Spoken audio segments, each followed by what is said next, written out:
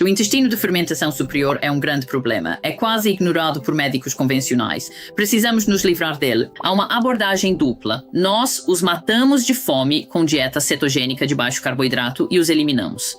Há 3 ferramentas fantásticas disponíveis a todos. A primeira delas é a fibra da carne. Bactérias e leveduras digerem a fibra da carne no tecido conjuntivo. Não coma só carnes puras. Coma o máximo de cortes mais baratos que puder. Não há nada de errado com o LDL, é uma coisa boa. Colesterol e LDL não causam doenças cardíacas. Doença cardíaca é causada por açúcar, pressão alta, inflamação, não colesterol. Gosto de ver pessoas com LDL alto, pois o LDL é só uma molécula transportadora. Em cetose, você precisa de LDL para transportar gordura de suas reservas ao fígado, onde pode ser convertida em cetonas. A história do colesterol foi sequestrada pela indústria alimentícia e farmacêutica. A atorvastatina, a estatina mais usada, redutor de colesterol, vale $1 trilhão por ano. Com esse dinheiro, muita propaganda é feita. Quase não há evidência de que estatinas sejam eficazes. Posso te mostrar estudos que dizem o absoluto oposto. Sara, fale sobre a conexão entre excesso de carboidratos e intestino de fermentação superior. Bem, esse é um problema extremamente comum. O intestino normal, obviamente, começa na boca e termina no ânus e tem cerca de 9 metros de comprimento. E os primeiros 7,5 metros deveriam ser quase estéreis. Bem, isso é alcançado por se ter um estômago bem ácido. Se sobrecarregamos essa acidez ou a capacidade desse ácido e das enzimas pancreáticas com carboidratos em excesso, bactérias e fungos se instalam e começam a fermentar. Isso provavelmente acontecia normalmente. No homem primitivo no outono, pois havia abundância de frutas, nozes, sementes, alimentos ricos em carboidratos, e sim, haveria alguma fermentação. E nós até temos uma enzima, a γ-GT, que é projetada para lidar com os produtos dessa fermentação, e ela é crucial para eliminar o álcool etílico. Se você tem açúcar e levedura, produz álcool etílico. É quase algo normal, mas apenas por um curto período no outono. O problema das dietas modernas é que temos esses alimentos o ano todo. Carboidratos e açúcares, como sabe, são muito viciantes. E os comemos o ano todo porque podemos. Mas claro, o homem primitivo ficaria sem. Voltaria à dieta carnívora de caçador-coletor. E o intestino de fermentação se limparia rapidamente. O intestino de fermentação superior é um problema real. Porque com bactérias e leveduras fermentando alimentos, açúcares e carboidratos, você obtém produtos tóxicos. Primeiro, você obtém produtos tóxicos da própria fermentação. Sabemos que levedura fermenta açúcar e produz álcool, mas bactérias fermentam açúcares e carboidratos para produzir outros álcoois. Álcool propílico, álcoois butílicos, amoníaco, sulfeto de hidrogênio, D-lactato, todas essas porcarias que o fígado precisa processar. E além disso, do ponto de vista de uma bactéria ou levedura, ela não quer mais ninguém em seu espaço ecológico, não é? Ela quer aquele espaço para si. E então ela produz muitas toxinas para matar os outros desgraçadinhos. Bactérias produzem muita endotoxina bacteriana e isso também nos envenena. Leveduras produzem muitas micotoxinas fúngicas e isso também nos envenena. Mas fica pior, pois essas bactérias e fungos vivem no revestimento do intestino superior, os primeiros 7,5 metros. A presença de micróbios ali causa inflamação e um intestino permeável. Um problema significativo é que esses micróbios podem escapar do lúmen intestinal e entrar na corrente sanguínea.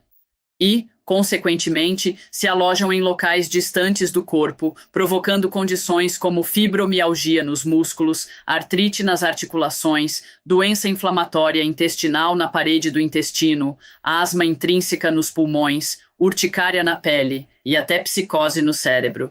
O intestino de fermentação superior é um grande problema. É quase ignorado por médicos convencionais, mas causa muitas patologias, como fibromialgia nos músculos. Intestino de fermentação superior, grande problema, fácil tratamento. Ok, nós vamos chegar lá, mas quero voltar aos sintomas que você mencionou, sintomas abrangentes por todo o corpo. Alguém com doenças e sintomas, como essa pessoa, sabe se isso é a causa principal? Às vezes você tem sintomas locais.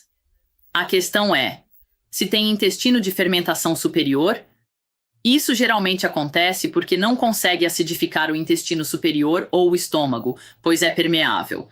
O ácido vaza na mesma velocidade em que é bombeado. O esvaziamento gástrico é sensível ao ácido. A válvula de escoamento gástrico, o esfíncter pilórico, é sensível ao ácido. Se a acidez no intestino superior não é atingida ou demora, o estômago não esvazia. Muitas vezes as pessoas reclamam de estufamento, indigestão e refluxo. Refluxo esofágico, DRGE, como você quiser chamar, é frequentemente sintomático do intestino de fermentação superior. Arrotos, inchaço, são os gases produzidos pelo intestino de fermentação superior. Outra pista, tosse noturna. Se há refluxo noturno, transborda para as ou vias aéreas, causando tosse noturna. Todos são sintomas locais de fermentação superior no intestino. Como eu digo, os sintomas são mais sistêmicos. Outro sintoma principal é se você produz muitas toxinas, álcool etílico, propílico, butílico, e o fígado não consegue lidar. Isso transborda e causa névoa mental.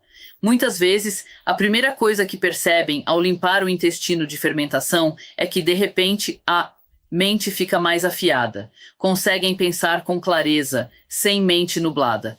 E há uma segunda razão pela qual isso é importante. Porque uma enorme quantidade de energia é gasta, é usada pelo fígado no processo de desintoxicação. Então, para te dar uma ideia da escala disso, em repouso, o cérebro, que representa apenas 2% do peso corporal total, consome aproximadamente 20% de toda a energia gerada pelo corpo. O coração consome talvez 7%. O fígado pode consumir até 27% de toda a energia gerada no corpo.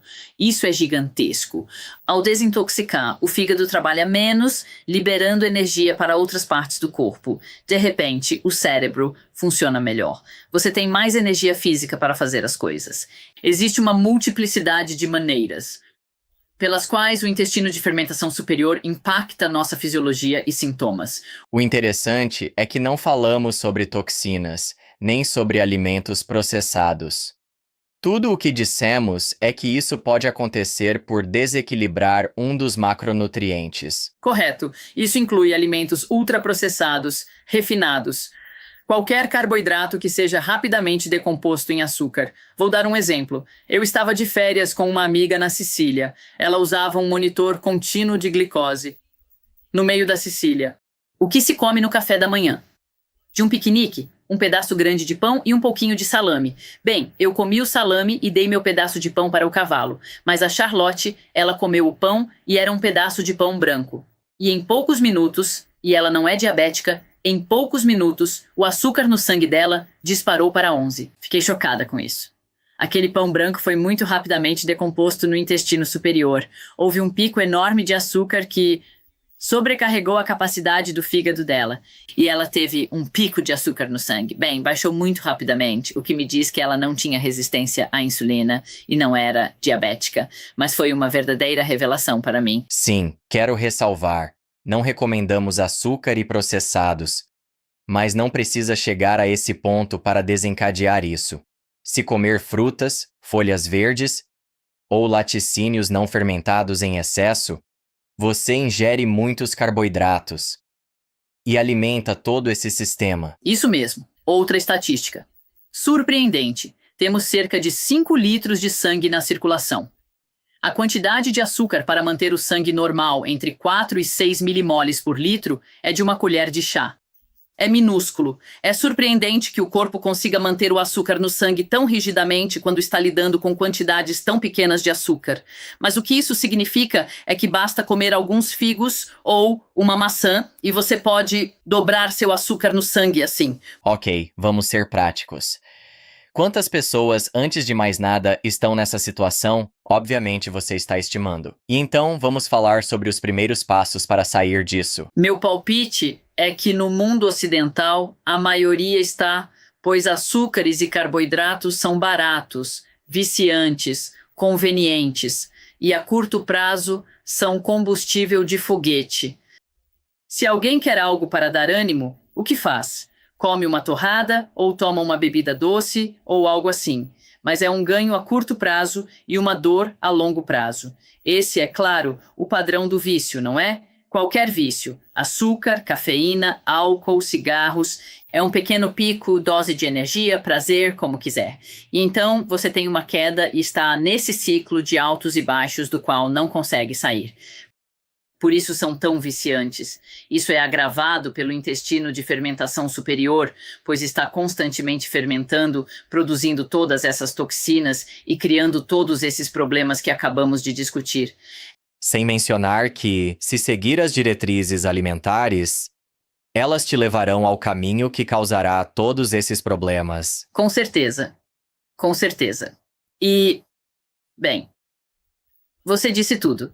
E o mais útil que meus pacientes descobrem é que açúcares e carboidratos viciam, eu sou viciada, e creio que todos somos. Humanos evoluíram para viciar, buscando alimentos de alta qualidade quando disponíveis. Para a mulher primitiva, claro, eram raros. Nós só os tínhamos por uma curta janela de tempo. No outono, e isso nos ajudou a engordar. E claro, engordar tem valor. De sobrevivência para o inverno. Então, é por isso que o gene do vício em carboidratos evoluiu, por assim dizer.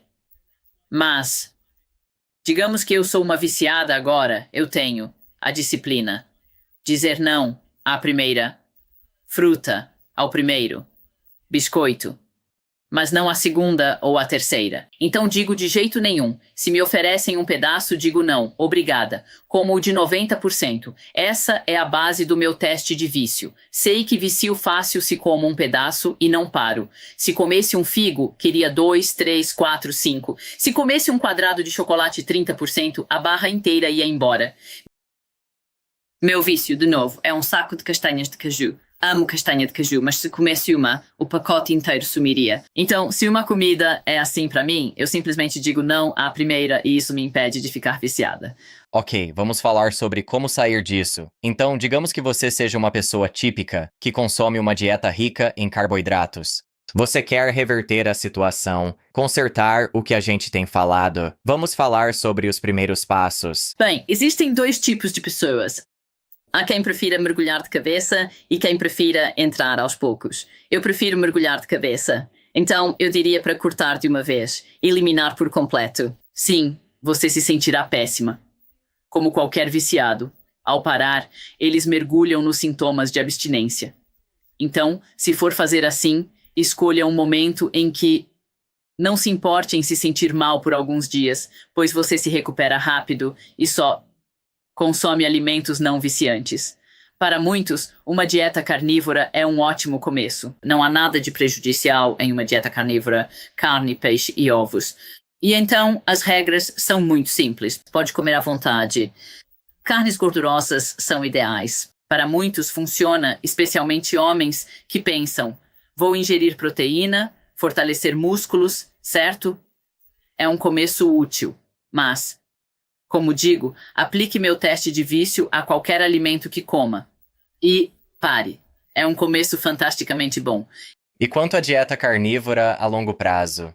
Existe algum motivo para mudar além do nosso paladar? Não, é saudável. Tenho uma amiga psiquiatra. Ela é carnívora há mais de 5 anos. E é saudável. É o ponto de partida para todos os pacientes que atende. Para esquizofrênicos, depressivos maníacos, bipolares. Eles se dão muito bem com a dieta carnívora.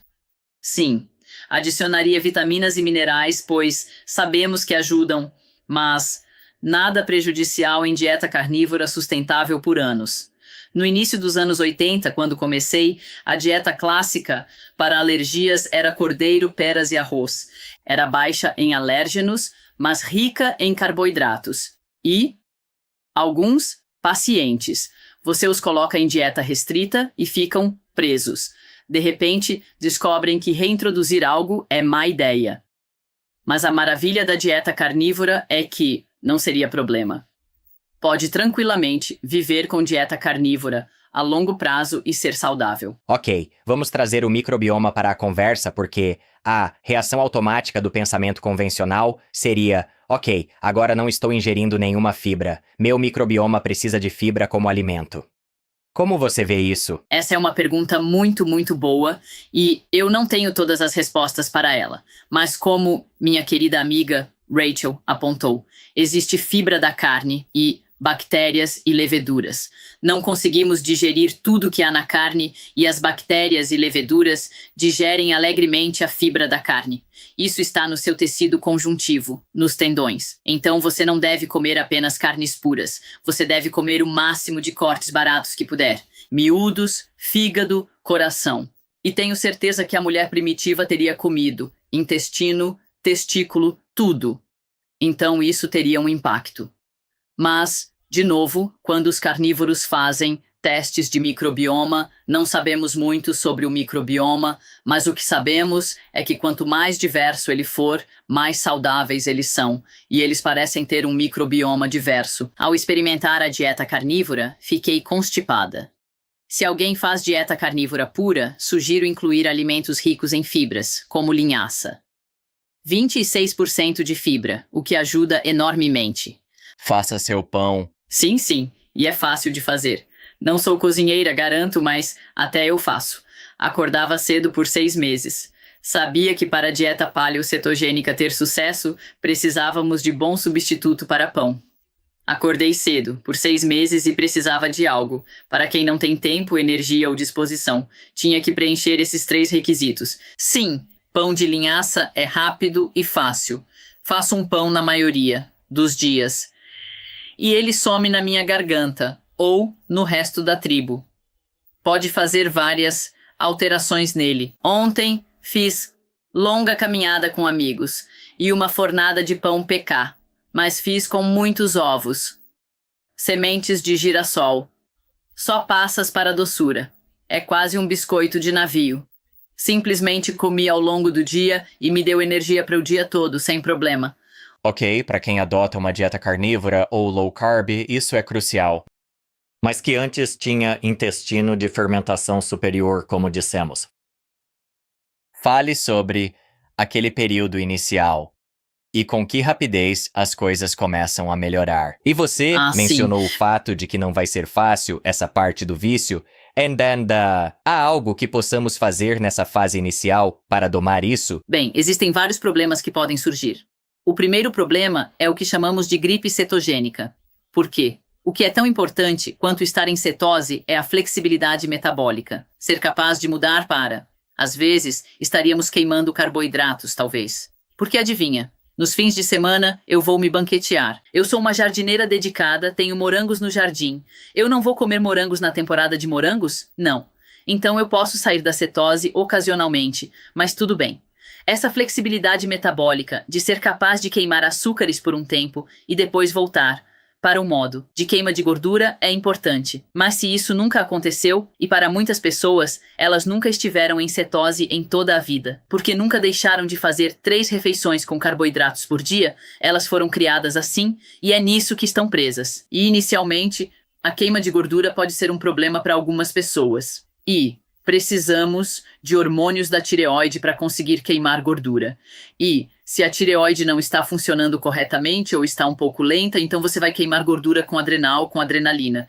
Isso as faz sentir péssimas, ligadas, mas cansadas. Grande parte da gripe cetogênica é o que chamo de hipoglicemia cetogênica. Nome horrível. Sente-se hipoglicêmico mesmo não estando. Você sente isso por falta de hormônios da tireoide, queima de gordura, e geralmente é uma pista de tireoide hipoativa. Essa é a primeira coisa a ter em mente. Segundo, ao se livrar do intestino de fermentação superior, esses micróbios morrem. Ao morrerem, são digeridos por ácido e enzimas, e pode ter reações alérgicas aos micróbios mortos. É a reação de Herxheimer. Algo para se atentar. Outro ponto é, ao entrar em cetose, queimar gordura, mobiliza toxinas presas nela.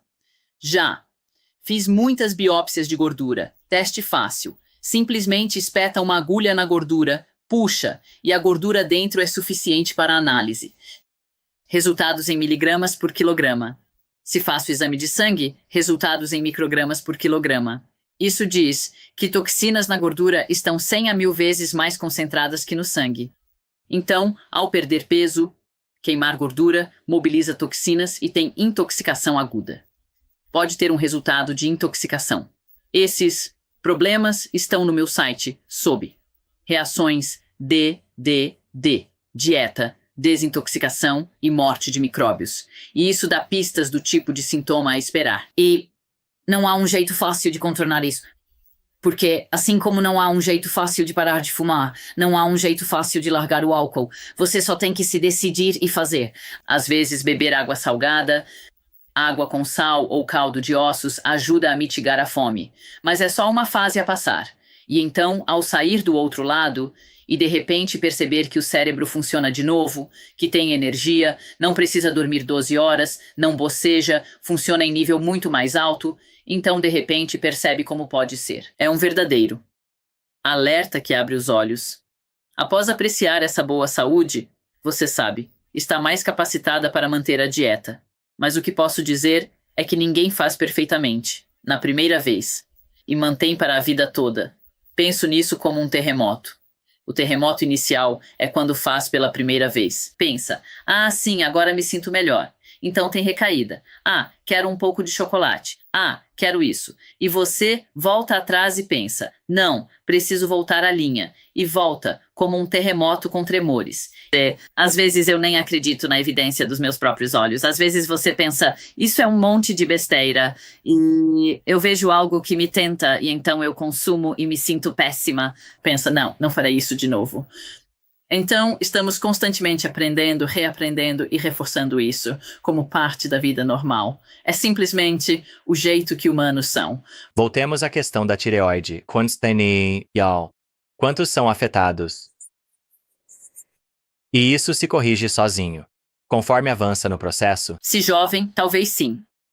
Hipoglicemia cetogênica foi descrita por pediatras. Porque, nos anos 50 e 60 e antes, sem antiepilépticos, o tratamento para a epilepsia era dieta cetogênica. Adivinha? Crianças se saíam bem, mas não gostavam. Mas parava convulsões. Algumas crianças desenvolviam hipoglicemia cetogênica, sentiam-se muito mal com a dieta. E sofriam muito. Eram elas.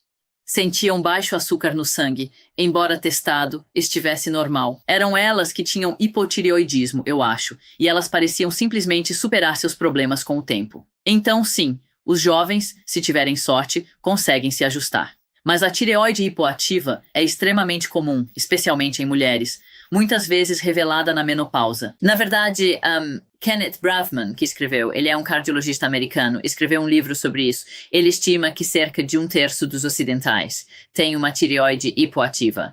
Então é um problema muito comum. Acho que a tireoide é facilmente danificada. É danificada por toxinas, pois muitos bebem água fluoretada ou usam pasta de dente fluoretada.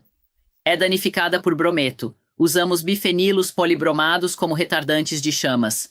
É danificada por metais pesados e, adivinhe, estamos todos envenenados até certo ponto por chumbo, mercúrio, arsênico, alumínio. É muito suscetível a infecções virais. É a primeira a ser atacada na autoimunidade, ativada por vacinas. Há muitas maneiras pelas quais a tireoide pode ser danificada. E como a transição para o hipotireoidismo é insidiosa, gradual, muitas vezes não é percebida. Sabemos que dizem as mulheres, você está envelhecendo, pare de reclamar, é a menopausa. Ou está muito estressada, dão desculpas. Em vez de os médicos olharem para sintomas e exames de sangue, há um segundo problema, médicos. Frequentemente diagnosticam hipotireoidismo apenas com base em exames de sangue, ignorando o quadro clínico que pode ser fadiga gradual, pulso lento em repouso, baixa temperatura corporal, perda de cabelo nas sobrancelhas ou no cabelo, inchaço.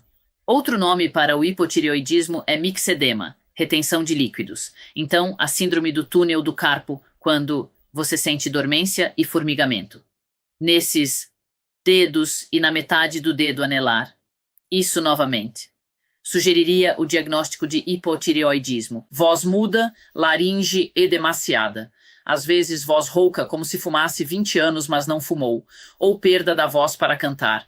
Tudo aponta para hipotireoidismo e, como discutimos, a hipoglicemia cetogênica. Exames de sangue nos dizem se há base bioquímica para teste com hormônios da tireoide. Porque a questão aqui é, todo diagnóstico é uma hipótese. Então, se alguém vem me ver, eu digo, acho que você tem isso, acho que você tem aquilo, acho que você tem aquele outro.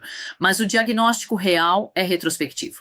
Se eles melhoram como resultado das suas intervenções. Então você diz, sim, esse era o problema, você está comendo a comida errada, você tinha um intestino fermentando, você tinha a tireoide baixa, suas mitocôndrias estavam com problema, ou o que for. Mas como eu digo, o hipotireoidismo é muito comum. Ok, voltando à nossa tese, fermentação no intestino superior. O primeiro passo é reduzir carboidratos ou ir para a carnívora. Mencionou toxinas algumas vezes. Então, como lidamos com isso no início, quando alguém não lidou, e depois como manutenção, o que você faz? Pois vivemos no século XXI e há muito para. Ok, Limpar. Antes Fale. das toxinas, eliminar a fermentação no intestino superior. Há duas frentes. Matamos de fome com dieta cetogênica de baixo carboidrato e, segundo, os matamos. E existem 3 ferramentas fantásticas que estão disponíveis para todos. Elas são muito baratas e também fazem muitas outras coisas boas para o corpo. A primeira delas é a vitamina C. O contato com a vitamina C mata todos os micróbios. Humanos não produzem vitamina C. Morcegos frugívoros e porquinhos da Índia também não. Perdão, primatas de nariz seco. E porquinhos da Índia não produzem vitamina C. Linus Pauling, único a ganhar 2 prêmios Nobel por mérito próprio, superado para um terceiro por Watson e Crick, calculou com base no que animais produzem que humanos deveriam consumir cerca de 5,7 gramas de vitamina C por dia. Todos deveriam tomar 5 gramas de vitamina C. É uma colher de chá cheia. Ácido ascórbico é barato. Em água morna, dissolve fácil. Deve ser sua primeira bebida do dia. De uma vez, pois o estômago está vazio. Se houver bactéria ou levedura revestindo o intestino, a vitamina C as atingirá em alta dose e reduzirá a contaminação. A segunda é o iodo. Iodo é uma das minhas ferramentas multitarefa favoritas. Esse contato mata todos os micróbios. Você deve separar a vitamina C e o iodo. Não os tome ao mesmo tempo, porque um é um agente redutor e o outro é um agente oxidante. Eu nunca consigo lembrar qual é qual, mas não importa. O importante é tomá-los separadamente. Então eu tomo o meu ao meio-dia. 3 gotas de iodo de Lugol, a 15%, em um copo de água. Novamente, esse contato mata todos os micróbios. A terceira intervenção útil é o metilsulfonilmetano MSM. É barato. Rapidamente se tornou uma das minhas ferramentas multitarefa favoritas, pois temos deficiência de enxofre, essencial para a água de 4ª fase. Assunto de outra palestra. Essencial para intestino, cura e reparo. Essencial para tecido conjuntivo. Bom para desintoxicar metais pesados, mas tem a propriedade desejável. No intestino superior, aeróbico e oxigenado, ele mata micróbios, mas no intestino inferior, anaeróbico, ele os alimenta, agindo como prebiótico. É barato, seguro, multitarefa e ótimo para o intestino. Essas são as 3 formas de resolver a fermentação superior. Ok, antes de prosseguirmos, deixe-me abordar cada um deles. Tenho perguntas de acompanhamento para ter certeza de que entendi tudo. Então, a vitamina C, você recomenda tomar tudo de uma vez em vez de dividir a dose? Recomendo, porque as intervenções que sugiro para meus pacientes têm que ser baratas, eficazes e sustentáveis. Temos que ser capazes de fazê-las sem atrito. Se for difícil, é um problema. Um pouquinho aqui e um pouquinho ali. Não vai acontecer. Decidi testar em mim, pois na faculdade de medicina ensinam. Não adianta tomar vitamina C. Você a bebe e, em 1 hora, aí ela já sumiu poucas horas depois. Então eu parei de tomar vitamina C, mas testei minha urina todos os dias para ver se eu ainda estava eliminando vitamina C.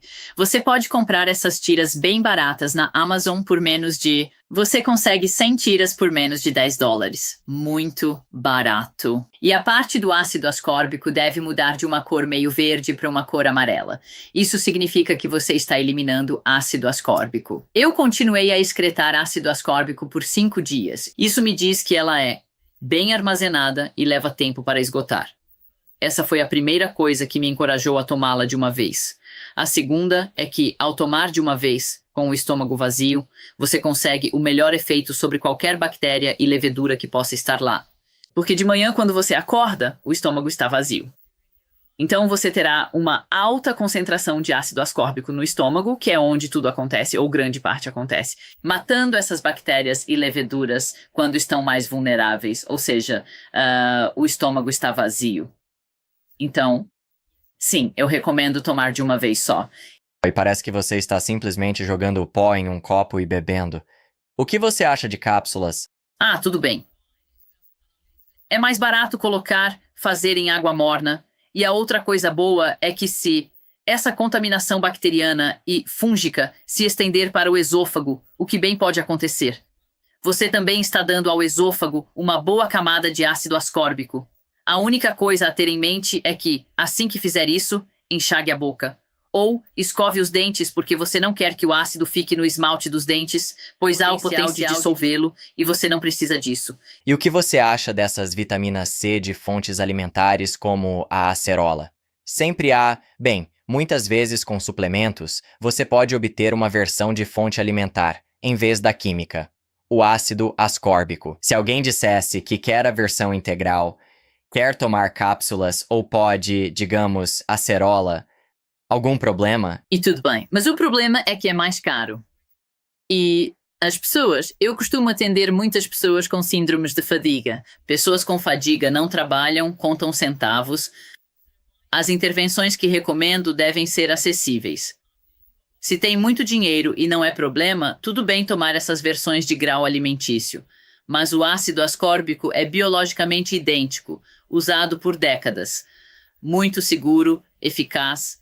Então, prefiro o bom e barato. Quando falou que ele passa fazendo essa matança, isso me faz pensar em nossos bichinhos saudáveis, nosso bioma. Ele realmente preserva isso ou não há bichinhos saudáveis nessa área específica? Exatamente. Os primeiros 7,5 metros do intestino devem ser quase estéreis. O microbioma reside na parte mais baixa, no último 1,5 metro. O ácido ascórbico é absorvido sistemicamente pela corrente sanguínea e excretado pelos rins, assim como o iodo. O ácido ascórbico nunca chega ao microbioma. Ele só chega ao microbioma se tomar ácido ascórbico até a tolerância intestinal em caso de resfriado ou febre aguda. Sim, você quer uma grande dose de ácido ascórbico para atingir a tolerância intestinal rapidamente, para se livrar da infecção antes que ela se livre de você. Nesse caso, um pouco de ácido ascórbico chega ao microbioma e mata alguns micróbios amigáveis de lá, que são fermentados por outros micróbios amigáveis. Isso te dá barriga roncando e gases mal cheirosos. Nesse ponto, sabe que exagerou na dose, que tomou demais. Então você reduz a dose para uma dose abaixo da tolerância intestinal. Cada um é diferente e essa tolerância intestinal será diferente em situações diferentes. Às vezes você exagera e tem diarreia, mas por isso temos um apêndice. O apêndice é importante. Cirurgiões dizem que é um tecido redundante que não precisamos mais. Se o arrancarmos, não se preocupe. Mas se pensar no apêndice, ele está na junção do intestino superior, que deve ser estéril, e do intestino inferior, que deve estar cheio de micróbios. Se tiver diarreia, adivinhe, o homem primitivo comia carne estragada ocasionalmente. E ficava doente. Comia frutas erradas e ficava doente ou o que fosse. Mas o apêndice vem para o resgate. Você pode varrer todos aqueles micróbios amigáveis do microbioma, mas o apêndice está lá, no lugar certo, para reinocular o intestino grosso com os micróbios amigáveis. Ok, continuando, extrapolando. Você mencionou para o iodo. que um propósito, pelo menos, é matar. Acho que com o MSM também pode esclarecer. Com esses dois, é o mesmo princípio da vitamina C. Não afeta bactérias saudáveis? Correto. O iodo é tão bem absorvido pelo intestino superior que nunca chega ao grosso. O excesso é excretado na urina. E como mencionei, o MSM mata no intestino superior oxigenado. Mas no microbioma, ele alimenta, sendo um prebiótico em ambiente anaeróbico. Então, o ponto é, todos os três matam no intestino superior e têm nenhum impacto, ou, com o MSM, um impacto benéfico no microbioma. Ok, vamos falar de iodo. É um assunto controverso, especialmente em doses como as que você menciona. Por que tanta controvérsia sobre o uso desse produto? A medicina é controlada pela indústria farmacêutica. O mantra da indústria farmacêutica é: paciente curado é cliente perdido. A indústria farmacêutica quer muitos doentes. A última coisa que quer é pessoas saudáveis tomando suplementos baratos e eficazes. Sempre que encontra algo que funciona bem e é barato, espalham fake news.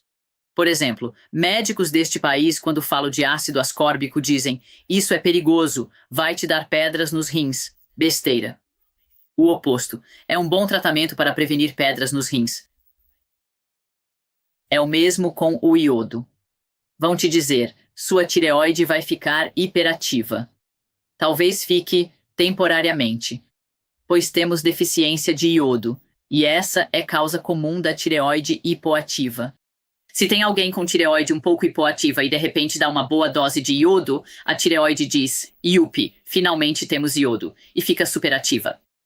Mas a tireoide e a glândula pituitária são inteligentes e percebem imediatamente: "Oh, ficamos superativos", e tudo se acalma em, no máximo, 2 semanas. Com o iodo é uma boa ideia, começar com pouco e ir devagar.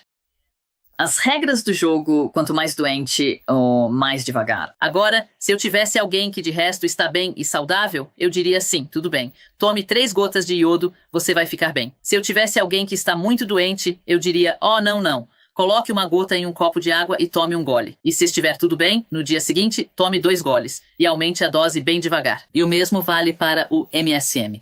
Essas intervenções naturopáticas baratas, simples e eficazes podem fazer muito bem. E ao fazer, pode ocorrer uma crise de cura. É como homeopatas e naturopatas a chamam. Como digo, quanto mais doente, mais devagar com o MSM. Comece com apenas 1/4 de colher de chá por dia e aumente a dose de forma lenta e gradual. Mas eu gosto de mirar em um período de 6 meses, em que você toma 30 gramas de MSM 3 dias por semana. Agora, não tome o tempo todo. Por quê? Não só ele é muito bom para desintoxicar metais pesados. E sim, ele vai extrair os metais pesados muito bem, obrigada, mas também vai remover alguns dos minerais amigos. Então, o que eu gosto que as pessoas façam é tomar 3 dias por semana. 30 gramas, 3 dias por semana, segunda, quarta, sexta, e depois no resto da semana. Certifique-se de repor todos os minerais amigos. Então, eu criei um produto chamado Sal do Sol, que tem todos os minerais que eu posso fornecer em doses decentes, de forma solúvel, e as pessoas se recuperam com isso. E claro, é muito barato, mas um bom multivitamínico mineral, tenho certeza que você pode comprar aí nos Estados Unidos, seria o ideal. Ok, vamos voltar a falar do MSM, mas quero voltar ao iodo primeiro. Algum grupo especial, alguém com problemas de tireoide de Hashimoto, que precise evitar? Não, todos eles precisam, porque não é só a glândula tireoide que precisa de iodo. Praticamente todo tecido do corpo tem necessidade de iodo. No cérebro, a deficiência de iodo é a principal causa de deficiência mental hoje. É essencial ao sistema imunológico. Sem ele, não funciona. O iodo reveste membranas mucosas no peito, nariz, trato genital, protegendo de infecções. É essencial aos músculos. Não suamos sem iodo. Precisamos dele para produzir ocitocina, o hormônio do amor. E é muito importante para todas as partes do corpo. Vou te enviar o meu capítulo sobre iodo do meu livro sobre a tireoide, que detalha a mama. Por exemplo, mulheres que têm doença fibrocística da mama, muitas vezes você pode curá-la apenas com iodo. Qualquer pessoa com cistos, doença do ovário policístico, doença cística e cistos na tireoide. Muitas vezes é um sintoma de deficiência de iodo. Na verdade, Albert Szent-Györgyi, que descobriu a vitamina C, era estudante de medicina durante a década de 1920. E havia uma pequena rima que eles usavam, que os estudantes de medicina costumavam dizer, que dizia: se não souberes o onde e o porquê, prescreve então K e I. Era quase a panaceia universal. Era um remédio muito importante. Em dosagem, é bom ir devagar se for novo para você. Aumente até 3 gotas de iodo de Lugol na água. Essa é a de 15%. Correto. Isso fornece cerca de 50 miligramas de iodo. Ok, e se alguém tomasse mais, digamos por acidente, 4 ou 5 gotas? O que o corpo faz? Tem sistemas para se livrar do excesso? Elimina pela urina. A maravilha é, se houver overdose, elimina pela urina. E, ao eliminar, mantém o trato urinário limpo. Porque, como sabemos, infecções do trato urinário são comuns. E seria um tratamento muito bom para qualquer mulher que sofra de cistite recorrente, por exemplo. Ok, vamos passar para o MSM agora. Você já nos deu um panorama geral. O fato é que queremos tomar 30 gramas. 3 dias por semana, com um dia de intervalo entre eles, correto? Correto. E existe uma fonte específica que devemos procurar? Existe MSM orgânico, MSM de fontes diferentes? Sim, eu gosto de usar o MSM orgânico, que é limpo, porque não adianta desintoxicar as pessoas se você está colocando toxinas no sistema. Custa cerca de 30 libras por 1 quilo, o que vai durar um bom tempo. É uma forma muito barata de tratar.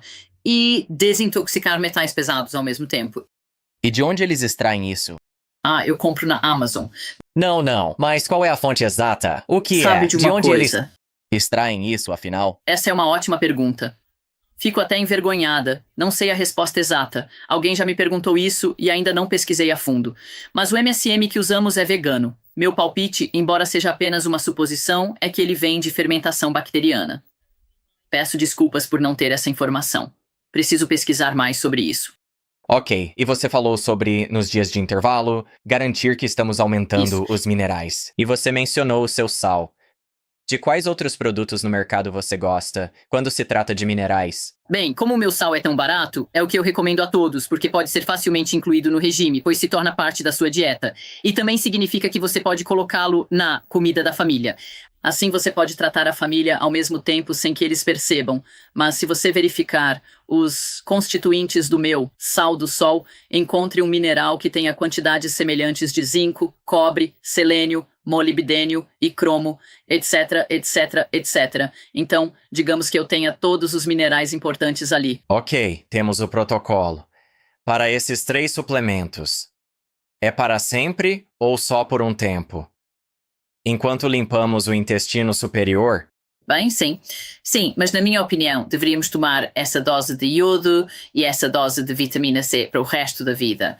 Para o MSM, eu recomendo um período de 6 meses tomando essa dose alta, que é de 30 gramas 3 vezes por semana, e depois terminar com uma dose de manutenção de talvez meia colher de chá ou 1 colher de chá, algumas vezes por semana, apenas para manter o status quo. Por quê? O fato é que estamos todos envenenados. Veja bem, assim que começamos a queimar combustíveis fósseis e a mobilizar carvão e petróleo da crosta terrestre, também estamos mobilizando metais pesados, que inevitavelmente entram no nosso solo, no ar, na nossa água. Quer queiramos ou não, estamos todos envenenados por metais pesados. O corpo tolera certa quantidade, mas acima de um nível causa patologias graves. E claro, médicos e dentistas usam esses metais pesados o tempo todo, não é? Dentistas adoram obturações de amálgama. Estamos todos sendo envenenados por amálgama dental. Alumínio está em vacinas como adjuvante, injetado em crianças, o que não é bom. São usados na cozinha, papel alumínio, latas de alumínio, panelas de alumínio. É um desastre. Ao fazer testes de metais pesados, vejo bário com frequência. De onde vem? Não de refeições com bário. Pode vir da semeadura de nuvens, quem sabe. Não sabemos. A questão é que esses metais pesados entram no ambiente e vão para nossos corpos. Obviamente fazemos o melhor para evitá-los. Mas a maravilha do MSM é que podemos mobilizá-los e excretá-los com segurança. Isso é bom, tudo se fecha, pois mencionei toxinas e desintoxicação. Você quis falar dos 3 suplementos como fizemos. Voltemos à desintoxicação. Agora sabemos sobre metais pesados. Mas que outras toxinas se acumulam? E, além do MSM, o que fazer para eliminá-las? Correto. Classifico as toxinas pelo modo como são excretadas. Obviamente, toxinas que chegam ao fígado. Ele consegue desintoxicar e eliminar. Mas para fazer isso, ele precisa de algumas vitaminas, alguns minerais, alguns ácidos graxos essenciais e precisa de energia. E podemos fazer isso tomando um bom multivitamínico. Alguns minerais, alguns óleos de peixe. Então isso é bem simples. Mas aí nos resta um grande grupo, que são os pesticidas e os compostos orgânicos voláteis, os retardantes de chamas, os solventes, as colas, os cheiros, são os perfumes. E, claro, os pesticidas. O pior é o glifosato. Agora, muitos deles são lipossolúveis e ficam presos nos compartimentos de gordura do corpo. Ficam presos no cérebro, em membranas e na gordura. Podemos nos livrar deles de 2 maneiras. Primeiro, com regimes de aquecimento. Ao se aquecer, não importa como, correr, banho, sauna, banho quente. Ao se aquecer, você os agita, ferve, aquece, e eles se mobilizam da gordura subcutânea para a camada lipídica da superfície da pele, de onde podem ser lavados com água e sabão. Meu método preferido de desintoxicação é o banho com sais de Epsom, já que a maioria das pessoas possui uma banheira em casa. Os sais de Epsom são bastante acessíveis aqui. 20 quilos custam aproximadamente 35 libras, e apenas meio quilo é suficiente para cada banho. Ao ficar de molho, o corpo aquece, mobilizando as substâncias químicas para a superfície da pele, onde são facilmente lavadas na banheira. E ao mesmo tempo, o magnésio entra pela pele na corrente sanguínea e o sulfato também. Como sabemos disso? Um trabalho de Rosemary Waring, bioquímica em Birmingham. Ela pegou 19 alunos, que tomaram banhos de sal de Epsom todas as noites por 2 semanas. Ela mediu magnésio e sulfato no sangue e urina deles antes e depois. Em todos os casos, magnésio e sulfato aumentaram no sangue e urina, o que indica que esses sais de Epsom são bem absorvidos pela pele. E é ótimo para o corpo, porque temos deficiência de magnésio e sulfato. Mas qualquer regime de aquecimento serve. Então, se você é um atleta que corre e depois toma uma ducha, essa é uma ótima maneira de mobilizar pesticidas tóxicos e desagradáveis. O problema para meus pacientes com síndrome da fadiga é que não conseguem se exercitar. Regimes de aquecimento muitas vezes os deixam doentes, então precisam ir com muito cuidado. Alguns deles não estão nem bem o suficiente para entrar em uma banheira, então isso é complicado. Então, há outro método de desintoxicação que estou usando no momento, que acho que será útil, e é simplesmente passar óleo de coco orgânico, e na verdade, na sua pele. Eu preparo uma mistura com óleo de coco e manteiga de karité orgânicos, além de minerais e ácido ascórbico para potencializar seus efeitos. A ideia principal é esfregar essa mistura por toda a pele, logo após o banho. Nossa, pele é composta por diversas células e uma camada protetora de queratina e células mortas na superfície. Este óleo entrará e será absorvido por essas escamas mortas. Apenas esses pesticidas e compostos orgânicos voláteis entrarão nesse óleo porque eles simplesmente se difundem pela pele. E então, conforme eliminamos nossa pele, porque estamos constantemente soltando escamas de pele, nós literalmente eliminaremos todas essas substâncias químicas. E claro, isso seria potencializado pela lavagem. Será uma forma muito barata e fácil de desintoxicar. Temos 2 estudos que mostram a eficácia desses regimes de aquecimento. O mais importante foi de Bill Ray. Bem, Bill Ray era um cirurgião cardiotorácico. Nos anos 60 e 70 na América, naquela época inicial da cirurgia cardiotorácica, muitos gases anestésicos eram usados e não havia meios para extrair esses gases das salas de cirurgia. Então, todos os cirurgiões e seus assistentes Todos eles também recebiam uma dose de gases anestésicos. E ele foi literalmente envenenado por esses gases anestésicos. Tanto que ele desenvolveu uma sensibilidade química múltipla. E isso significou que ele não podia mais operar. Então, ele encerrou sua carreira como cirurgião cardiotorácico e fundou o Centro Ambiental em Dallas, no Texas. Um local que ainda existe e opera até hoje. Como ele tinha sensibilidade química múltipla como resultado desse envenenamento, ele acumulou pacientes que foram afetados de forma semelhante. E ele acumulou 210 desses pacientes e os submeteu a este mesmo regime de desintoxicação. Eles faziam regimes de aquecimento. Para alguns, bicicleta ergométrica. Para outros, sauna. Depois tomavam ducha e ele também. Fazia massagem. Os pacientes diziam ter 3 coisas. Fizeram massagem, regimes de aquecimento e sauna. O interessante é que massoterapeutas comentavam: que cheiro forte.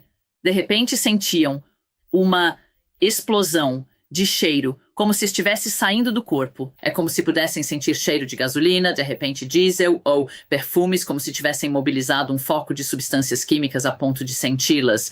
O que foi tão interessante é que 200 daqueles pacientes fizeram os regimes de desintoxicação. Eles tiveram uma piora inicial e depois viram uma melhora.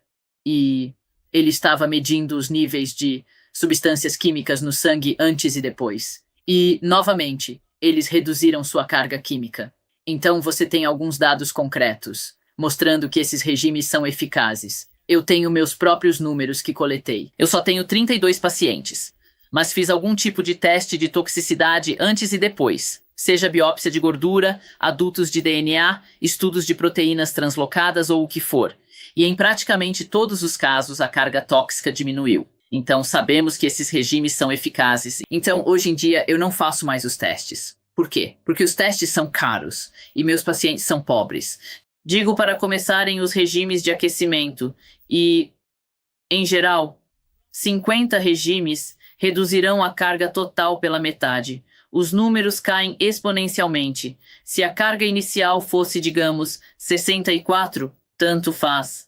Após 50 regimes, cai para 32. Mais 50, cai para 16. Mais 15 regimes, cai para 8. Você nunca zera. Sempre há um pouquinho ali, porque estamos constantemente nos intoxicando, por mais que tentemos não o fazer. Se for baixo o suficiente, o corpo consegue lidar. E para alguém completamente novo nisso, começando esses regimes, você prefere que eles espacem um pouco para dar um tempo ao corpo entre as sessões? Porque você deu os números agora e algumas pessoas podem ter pressa para completar um certo número delas. O que você acha sobre o tempo? Isso depende muito da doença. É a velha fórmula. Quanto mais doente, mais devagar. E para algumas pessoas, elas estão tão doentes que tudo o que conseguem fazer é colocar os pés em uma bacia de água quente com sais de Epsom. E quando toleram isso, então podem fazer um pouco mais. E depois, um pouco mais. Outra. Útil. A melhor forma para pacientes muito doentes seria uma sauna de infravermelho longo. Para alguns, o máximo é colocar as pernas por 2 minutos inicialmente. Então, à medida que melhoram, você expõe mais o corpo por mais tempo, talvez em temperaturas mais altas, até obter resultado. Para os doentes, comece com pouco e vá devagar. Para quem está bem, eu digo, vá em frente e faça. Quanto mais rápido baixarmos as toxinas, melhor será. Ok, temos nossos 3 grandes suplementos iniciais. Você trouxe vários outros. Multivitamínico, o sal de Epsom, óleo de peixe. Talvez mais 1 ou 2. Onde eu quero chegar é outros suplementos como parte de uma rotina de manutenção para as pessoas. Ou em casos especiais, coisas que você introduziria? Bem, o fato é que, como vivemos em um mundo tão tóxico, e como vivemos em um mundo tão deficiente em micronutrientes, todos nós temos que tomar um pacote de suplementos só para começar. E sim, esse pacote é um bom multivitamínico, um bom multimineral. Óleos de peixe, vitamina C, iodo e, o mais importante de tudo, vitamina D. Todos nós temos deficiência de sol. E, na minha opinião, todos nós deveríamos tomar 10.000 UI por dia de vitamina D. Nesse nível, nunca houve qualquer toxicidade ou problema. É o equivalente a cerca de meia hora de sol. Quanto sol o homem primitivo recebia? 12 horas por dia, certo? Não terá problemas com 10.000 UI por dia. Vitamina D é protetora contra infecciosas. Covid, claro. Câncer, cardíacas, demência. Benefício comprovado. Então, isso é o que eu chamo de pacote básico de suplementos para dar a largada. E então, se você tiver um problema específico depois disso, como fadiga. Ok, existem outros pacotes que podemos adicionar também, mas se você conseguir fazer uma dieta de baixo carboidrato, limpar o intestino fermentado e tomar esse pacote básico de suplementos, isso vai levar muitas pessoas a um avanço enorme. Ok, parece que sim, mas só para esclarecer. Esses 10.000 UI para você de vitamina D, mesmo no verão, você ainda toma? Sim, porque o corpo produz a quantidade de vitamina D que precisa do sol e depois para de produzir. Então você faz uma carga base com vitamina D, como uma apólice de seguro, por assim dizer, e então você toma o quanto de sol quiser, obviamente sem queimar a pele, tome o quanto de sol quiser, isso vai complementar até o nível ideal, e então o corpo simplesmente para de produzir quando tem o suficiente. Ok, quero voltar para a dieta agora e destacar alguns pontos que não abordamos especificamente. Sem glúten, sem laticínios. Correto. Então fale sobre por que eles são importantes. Laticínios. Sempre que tiver uma pergunta difícil, volte à biologia evolutiva. Evoluímos por milhões de anos comendo uma dieta específica. E esses alimentos só entraram em nossa dieta nos últimos, talvez, 10.000 anos. Em termos de evolução, isso é um piscar de olhos. O problema dos laticínios é que evoluíram para mamíferos jovens. Se mamíferos jovens não crescem rápido, são comidos por tigres dente de sabre. Assim, todos os laticínios, exceto a manteiga, contêm proteína do leite que promove o crescimento, e isso é um fator de risco para o câncer. Um livro adorável de Jane Plant, geóloga de Nottingham. Aos 40, ela teve câncer de mama. Fez cirurgia, radioterapia, quimioterapia, ficou com um caroço do tamanho de uma ameixa e 2 meses de vida. Ela leu que na China são sem laticínios, sem câncer de mama. Então ela cortou os laticínios e viu aquele câncer derreter e desaparecer. Ela escreveu um livro chamado Sua Vida em Suas Mãos. O nome dela era Jane Plant. Ela também escreveu A Dieta Plant. Ela não compreendeu a importância dos carboidratos, que, como sabemos, alimentam o câncer. De qualquer forma, sobreviveu até os 70 e poucos anos, falecendo devido à quimioterapia. Mas isso ilustra como laticínios podem impulsionar o crescimento do câncer. São fator de risco para doenças cardíacas. O artigo A Vaca e a Coronária, de Margaret Moss e David Fried, ilustra. Eles também são um fator de risco para a osteoporose porque os laticínios têm uma alta proporção de cálcio para magnésio, o que sim é muito desejável para o bebê em crescimento, mas não para o adulto. Cálcio e magnésio competem entre si pela absorção. Então, se você está ingerindo muito cálcio, você bloqueará a absorção de magnésio e isso é um fator de risco para a osteoporose e doenças cardíacas também. Laticínios são alérgenos comuns.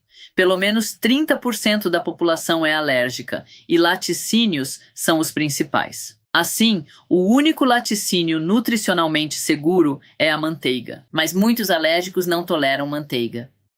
Por isso, cuidado com laticínios. E grãos com glúten. O glúten, seu problema principal, é um alérgeno muito comum. Se tiver sintomas alérgicos como síndrome do intestino irritável, asma intrínseca, enxaqueca, arterite temporal, eczema urticário, qualquer dessas condições.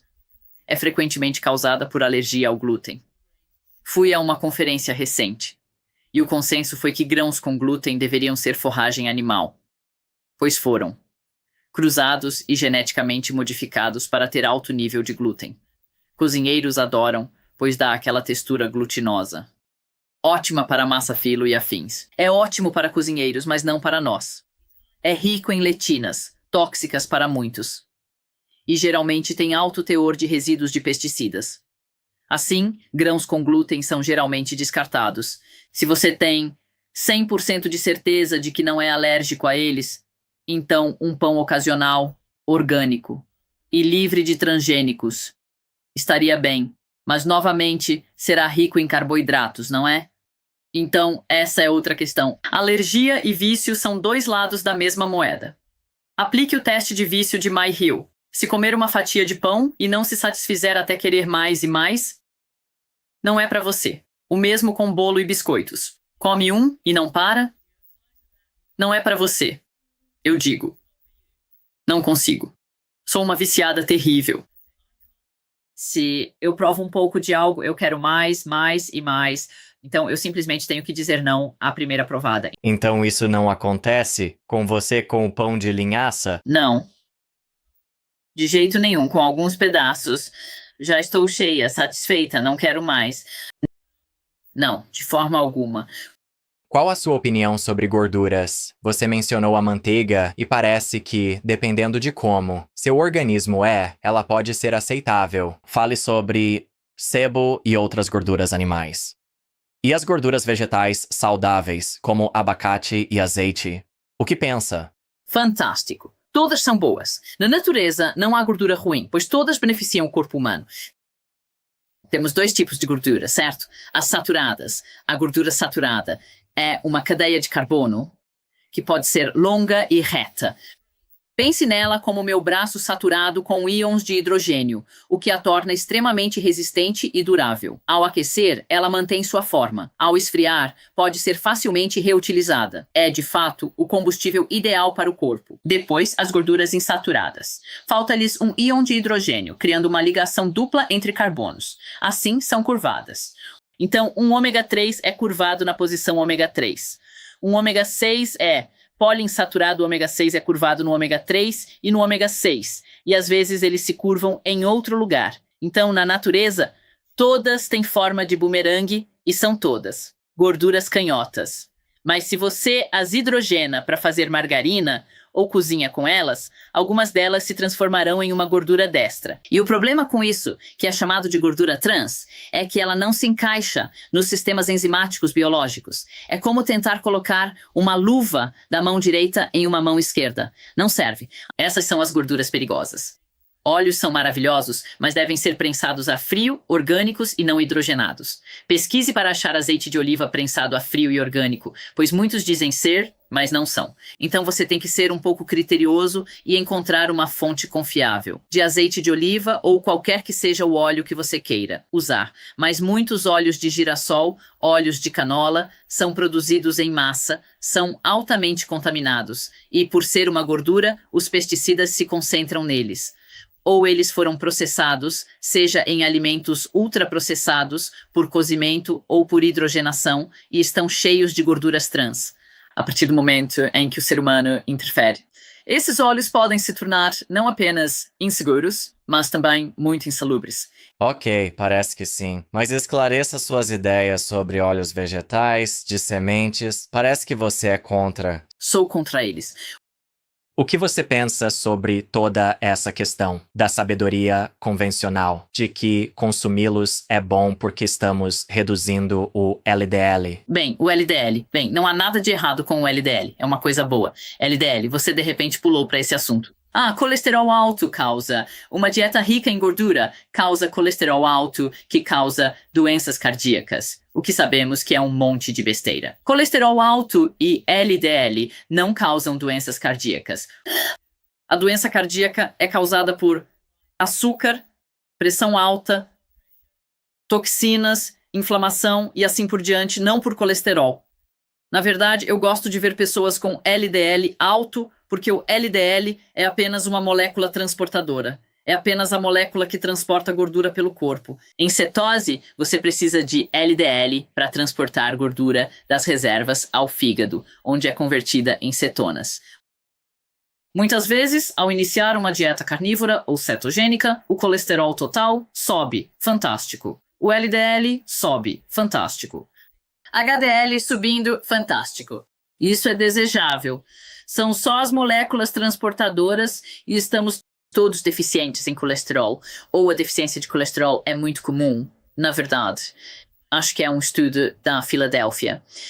que analisou o colesterol total e a mortalidade. Para cada 1% de queda no colesterol, sua mortalidade aumenta em 1%. Posso mostrar inúmeros estudos que provam: quanto mais alto seu colesterol, mais tempo você vive. A história do colesterol foi sequestrada pela grande indústria alimentícia e farmacêutica, pois convém aos seus interesses. Atorvastatina, a mais usada das estatinas. Estatina, agente redutor de colesterol, vale $1 trilhão por ano.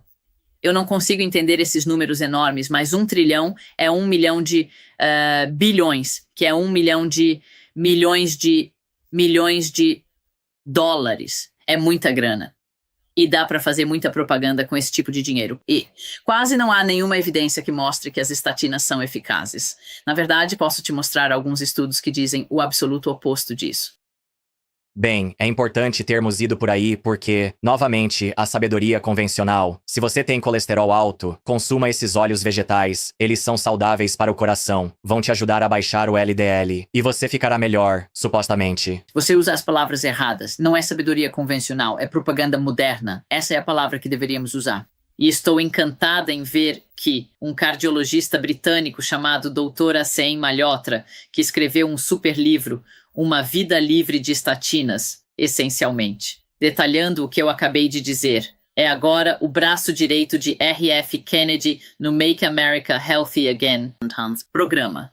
E, então, talvez, possamos ver as coisas mudando e tirar as garras da grande indústria farmacêutica da medicina. A profissão médica sofreu lavagem cerebral pela grande indústria farmacêutica. Não temos médicos bons o suficiente com mentes independentes que falem a verdade. Bem, nos falamos por e-mail e ele deve participar. Sou um grande fã do trabalho dele. Fantástico. Certo, última pergunta, porque sei que você precisa ir. Se alguém adotou a dieta sobre a qual começamos a falar, o que acha de lanchar se a pessoa seguir dieta cetogênica e low carb? E também jejum intermitente? Bem, esse é o próximo passo. Ceto adaptado, você não sente fome, nem picos e quedas de açúcar. Voltando à biologia evolutiva, o homem primitivo fazia 3 refeições por dia? Acho que não. Eles jejuavam e se banqueteavam. Novamente, o que controlava as populações de um aspecto evolutivo era a disponibilidade de comida. Então, desenvolvemos estratégias para otimizar. Quando a comida é abundante, no outono, comemos muito, para armazenar como gordura, o que tem valor de sobrevivência para o inverno. E, ao engordar, ficamos fadigados porque não queremos correr por aí, jogando futebol ou rugby, queimando essa gordura preciosa que tem valor de sobrevivência para o inverno. É contraintuitivo. Ao se banquetear, você fica naturalmente fadigado.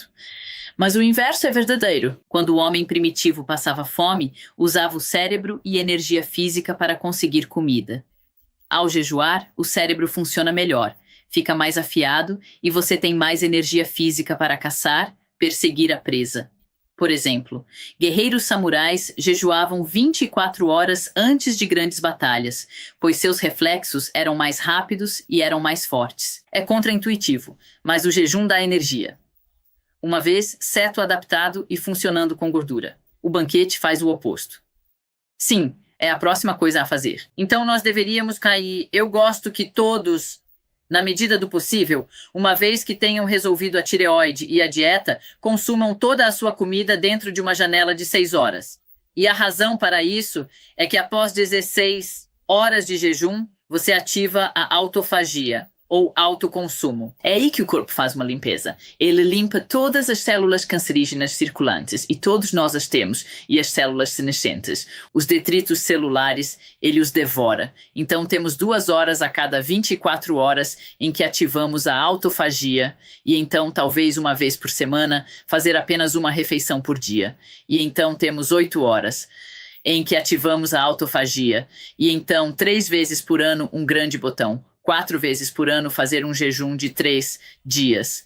E isso permite que o intestino faça uma limpeza completa e também dá ao sistema imunológico um reset, como é chamado. Agora, eu não finjo ser uma especialista em jejum, mas existem médicos como a Mindy Pelz, que faz vídeos maravilhosos no YouTube. Você precisa entrevistar a doutora Pelz, ela é adorável. Ela Thomas já participou Seyfried. algumas vezes, ele já participou. Fantástico. Dr. Thomas Seyfried, Dr. Jason Fung. Essas pessoas também estão todas interessadas em câncer. E eu me lembro de ouvir o Dr. Seyfried dizendo: se todos nós fizéssemos um jejum de 1 semana por ano, reduziríamos pela metade a incidência de câncer da noite para o dia, porque, digamos, estamos limpando, estamos fazendo uma faxina. Então, sim, o jejum é muito importante. É muito contraintuitivo como isso impactará sua energia, mas sua saúde geral será imensamente melhorada.